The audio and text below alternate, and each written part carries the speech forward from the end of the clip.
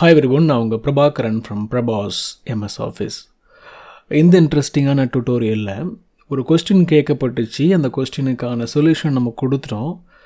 அதே கான்செப்டை உங்களுக்கும் சொன்னால் ரொம்ப யூஸ்ஃபுல்லாக இருக்கும்னு நான் நம்புகிறேன். கடையமாக அந்த வீடியோ பார்க்கும்போது ஒரு டேட்டில் இருந்து எப்படி ஒரு ப்ரெசன்டபிளான ஒரு ஃபார்மேட்டை என்னுடைய எக்ஸலில் நான் க்ரியேட் பண்ண முடியும் அப்படின்ற அண்டர்ஸ்டாண்டிங் உங்களுக்கு வரும்ன்றதுனால ஒரு ஓவர்வியூ பாருங்கள். கட்டாயமாக உங்களுக்கு இந்த கான்செப்ட்லாம் உங்களுடைய ரிப்போர்ட்டிங் ஃபீல்டில் பயங்கரமாக யூஸ்ஃபுல்லாக இருக்கும். கட்டாயமாக பார்ப்பீங்கன்னு நம்புகிறேன். ஃபுல்லாக பார்த்துட்டு பிடிச்சிருந்துச்சுன்னா லைக் பண்ணுங்கள், நிறைய பேர்கிட்ட ஷேர் பண்ணுங்கள். வாங்க வீடியோக்குள்ளே போகலாம். இந்த கான்செப்டை பற்றி ஃபுல்லாக தெரிஞ்சுக்கலாம். ஹாய் பிரபா, எப்படி இருக்கீங்க? வீட்டில் எல்லாம் எப்படி இருக்காங்க? இங்கே பாருங்களேன், இப்போ என்கிட்ட 2 டேபிள் நான் வச்சுருக்கேன். இதில் லெஃப்ட் சைடில் இருக்கிறது இது ஆக்சுவலி ஒரிஜினல் டேட்டா இல்லை. இது கொஸ்டின் கேட்குறதுக்காக நான் க்ரியேட் பண்ணியிருக்கேன் டேட்டா. இப்போ எம்ப்ளாயி நேம்ஸ் இருக்காங்க, ஆஃப் ஷோர் இருக்காங்க, ஆன் சைட் இருக்காங்க, and then date of joined, allocation, end date. Same right சைடில் நான் டேபிள் வச்சுருக்கேன். அதில் ஜனவரி 22லேருந்து கரண்ட் மந்த் வரைக்கும் இருக்குது. ஸோ ஜனவரி 22லேருந்து ஜூன் எண்டு வரைக்கும் ஒரு டேபிள் இருக்குது. எனக்கு இந்த எக்ஸ்எக்ஸுங்கிற எம்ப்ளாயி ஜூன் மந்தில் டேட் ஆஃப் ஜாயினிங் ஆகிருக்காங்க. எனக்கு இந்த ரைட் சைட் டேபிளில் அந்த எம்ப்ளாயி ஆட்டோமேட்டிக்காக எனக்கு இந்த டேபிளில் ஜூனில் ஒரு மார்க் வேணும், மேபி எக்ஸோ ஒன்னோ எனக்கு கவுண்ட் வேணும். அதாவது யாரெல்லாம் எப்போ எந்தெந்த மந்த் ஜாயின் ஆகிருக்காங்க, எந்தெந்த மந்த் வரைக்கும் இருக்காங்க அப்படின்னு. இப்போ எக்ஸ்எக்ஸுங்கிற எம்ப்ளாயி ஜூன்லேருந்து மே வரைக்கும் இருக்காங்க அப்படின்னா எனக்கு இந்த ரைட் சைடில் இருக்க டேபிளில் ஜூன் டு மேல அந்த எக்ஸ்எக்ஸ்எக்ஸுங்கிறது வந்துடணும். ஸோ தட் நான் இந்த எம்ப்ளாயி ஜூனில் எத்தனை எம்ப்ளாயி ஜாயின் ஆகிருக்காங்க, ஸோ ஏப்ரலில் எத்தனை எம்ப்ளாயி ஜாயின் ஆகிருக்காங்கிறது நான் நோட் பண்ணிப்பேன். அதே மாதிரி அவங்க அந்த ஜூன்லேருந்து எது வரைக்கும் இருக்காங்கிறதுன்னு சொல்லி நான் நோட் பண்ணிக்குவேன். ஓகே, ரெக்குவயர்மெண்ட் என்னென்னு உங்களுக்கு புரிஞ்சிருக்கும்னு நம்புகிறேன். இதை நம்ம எப்படி சால்வ் பண்ண போகிறோம் அப்படின்றத நம்ம பார்க்குறதுக்கு முன்னாடி இதை நான் எப்படி சால்வ் பண்ணியிருக்கேன் அப்படின்னு காமிக்கிறேன். இந்த மாதிரி ஒரு டேட்டா வருது. இந்த டேட்டாவில் டேபிள் 1, டேபிள் 2ன்னு இருக்குது. இது டேட்டாவில் இருந்து பார்த்திங்கன்னா ஸ்டார்டிங் அண்ட் எண்டிங் டேட் இருக்கு இல்லையா, இந்த டேட்டை வச்சு இந்த இடத்துல அந்தந்த டேட்டுக்கு நேராக அந்தந்த மந்த்துக்கு நேராக எஸ்ஸு, நோ ஆர் ஏதாவது ஒரு சிம்பிளில் ப்ரொஜெக்ட் பண்ணப்படணும். இப்போ எக்ஸாம்பிள், இந்த ஜான் அப்படின்றவர் 15/6 ஜாயின் பண்ணியிருக்காரு அப்படின்னா அது 15/6னா இந்த இடத்துல வரும் இல்லையா, 6வது மாதம். ஸோ எஸ்ஸு இருக்காரு ஆர் 1 இருக்காருன்றது ரிப்ரசன்ட் பண்ணுறதுக்கு 1. அதே மாதிரி அவர் எங்கே எண்ட் ஆகிருக்கார் அப்படின்னா 2023ல் ஃபஸ்ட்டு மந்தில் அவர் அது வரைக்கும் இருந்திருக்கார், சரியா? ஸோ ஃபஸ்ட்டு மந்த் வரைக்குமே 1 அப்படின்னு வேணும். இந்த மாதிரி 1 அப்படின்னு நம்ம பாப்புலேட் பண்ணி எல்லாருக்குமே இதே மாதிரி ஒரு அவுட்புட் நம்ம ஜெனரேட் பண்ணிட்டோம் அப்படின்னா இந்த இடத்துல நீங்கள் பார்க்குறத விட இப்படி பார்க்கும்போதே உங்களுக்கு ரொம்ப அண்டர்ஸ்டாண்டிங் இருக்கும், ஈஸியாக புரியும். அதை இன்னும் ஒரு லெவலில் போய் அடுத்த ஸ்டெப்பில் நான் எப்படி பண்ணியிருக்கேன்னு காமிக்கிறேன். அந்த இடத்துல க்ரியேட் பண்ண மாதிரியே இந்த 2 டேட்டை பேஸ் பண்ணி இந்த மந்த்துக்கு கீழே 1 ஆர் 0ன்னு பாப்புலேட் பண்ணியிருக்கேன்.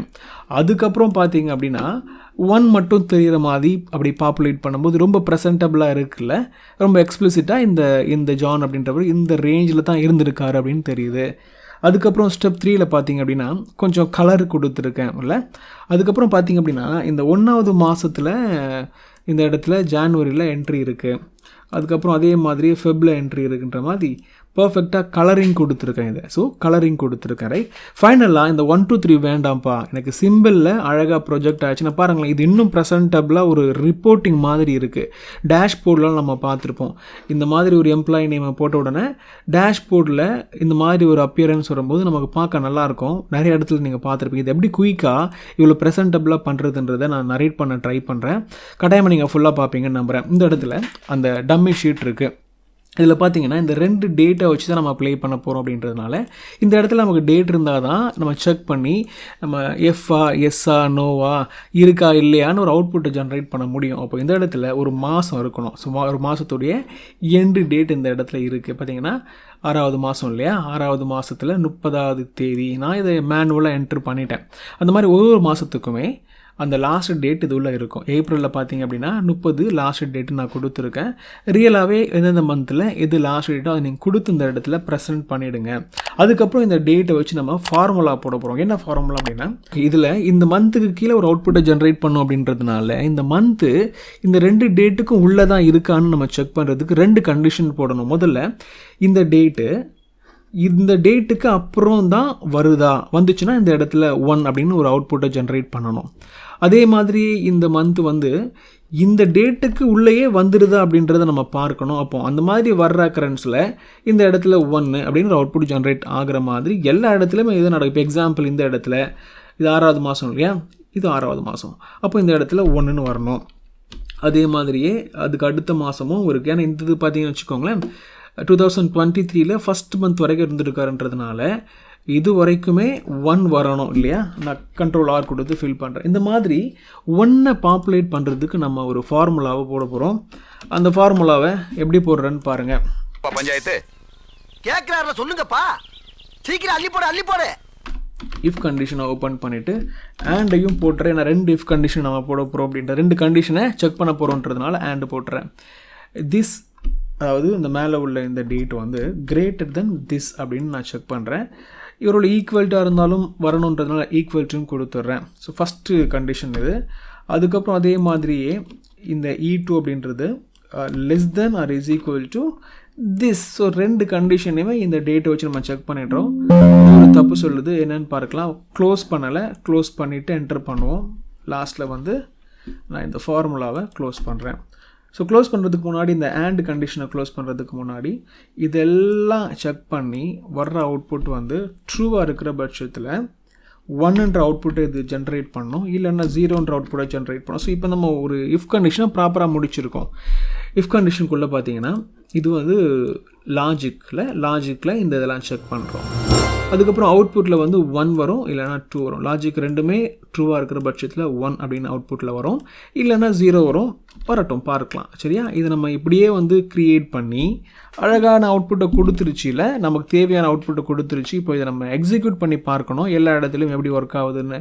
அப்படி பார்க்கும்போது இந்த வேல்யூலாம் நம்ம ஒரு சில லாக்கெல்லாம் பண்ண வேண்டியது இருக்கும். இந்த வேல்யூவை ரெஃபர் பண்ணுற இந்த ரெஃபரன்ஸ், அதாவது E2வை ரெஃபர் பண்ணுற ரெஃபரன்ஸ் பார்த்திங்க அப்படின்னா கீழே இறங்கி வந்துடக்கூடாது. ஸோ 2 லாக் பண்ணணும், 2க்கு முன்னாடி டாலரை இன்சர்ட் பண்ணணும். ஸோ E2 எங்கெல்லாம் இருக்கோ அங்கெல்லாம் டாலரை இன்சர்ட் பண்ணிவிடுவோம்.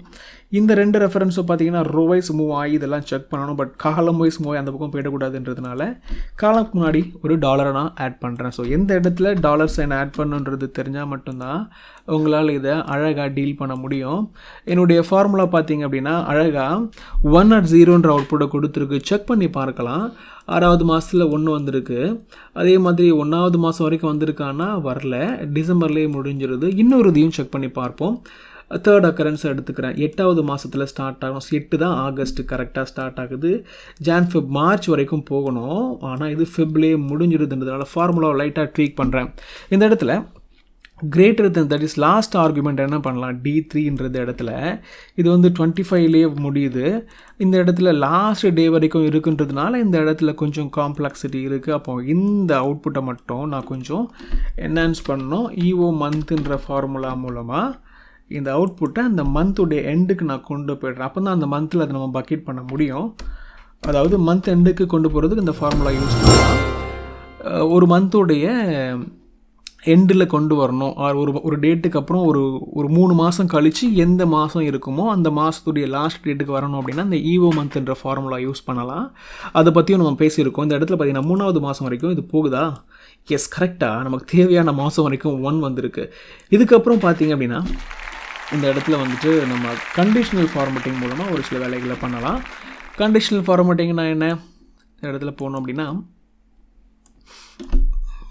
பாசிட்டிவ் வேல்யூ வந்து பார்த்திங்க அப்படின்னா பாசிட்டிவ் வேல்யூ அப்படின்றது நார்மலாக வரட்டும். நெகட்டிவ் வேல்யூ வந்து அதுவும் நார்மலாக வரட்டும்.